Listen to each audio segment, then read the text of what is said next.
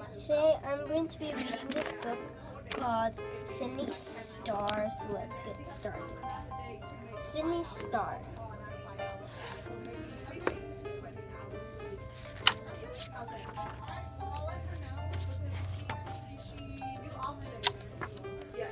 Sydney loved to build things. She made brilliant birdhouses, charming cheesecakes, and all sorts of wonderful inventions. Sydney was inspired by the world around her. One night, a bright star caught her attention. It sparkled gold and silver. Sydney wished she could just reach out and touch it, but she knew it was millions of miles away. A star! That's it! I'll build a remote control star. She made lots of sketches and miniature models. When her plans were done, she went to work. She tested fine-tuned fiddle and tweaked until at last she was done. Standing back, Sydney pressed the remote control. The star flew up, it glowed and spun and sparkled in the winter twilight sky.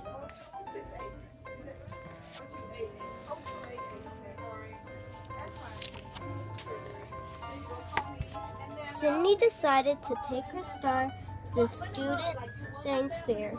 She hoped she'd win. The lucky winner would receive a blue ribbon and a beautiful telescope. Sydney waited to share her creation. One boy showed a clock that was powered by a potato. A crowd cheered. Sydney was impressed too.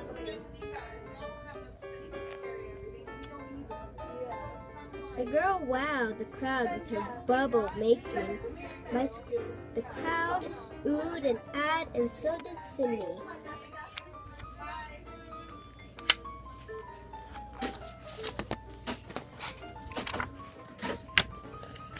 Finally, it was Sydney's turn. She took a deep breath and pushed her wagon onto center stage. The wheels squeaked loudly as the crowd slowly went silent. She stood tall and explained her invention and what it could do. Everyone in the crowd held their breath as Sydney pressed go.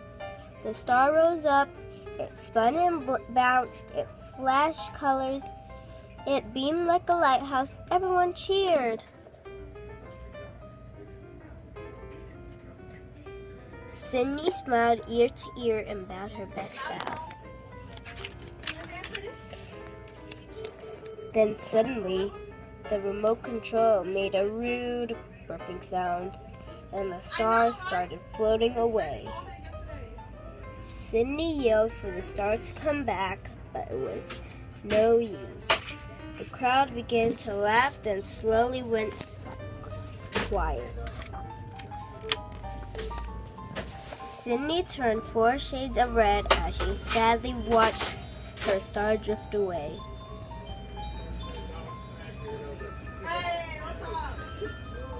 She left the student science fair, having lost the contest and her star.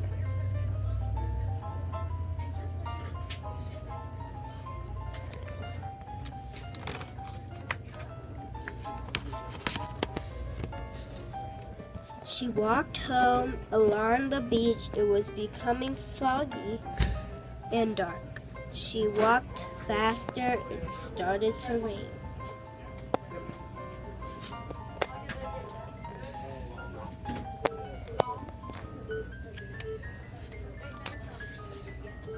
At the same time, somewhere out at sea, a boat struggled to find shore and avoid the rocks.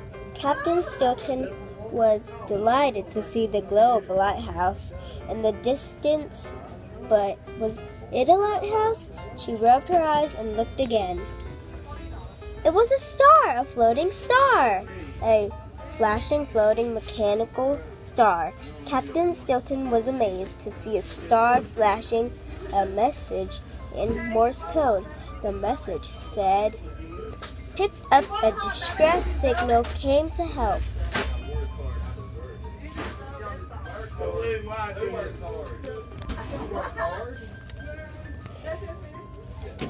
Back on the dock near her house, Sydney pondered in the rain. Where could my star be?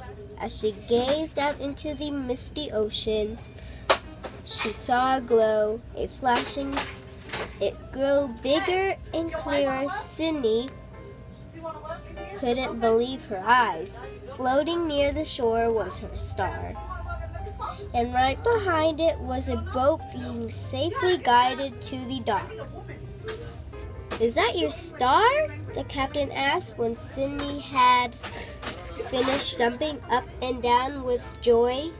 "Yes, I made it," she squealed. Sydney and the captain chatted back and forth as Sydney led the way to her family's house. Her star followed. Sydney's family invited the captain to stay for dinner. Afterward, the captain thanked Sydney's parents. Then she turned to Sydney and said, "I'll be in touch." It had been an amazing day. Sydney was sure of that, so before she went to bed, she leaned out her window and looked up.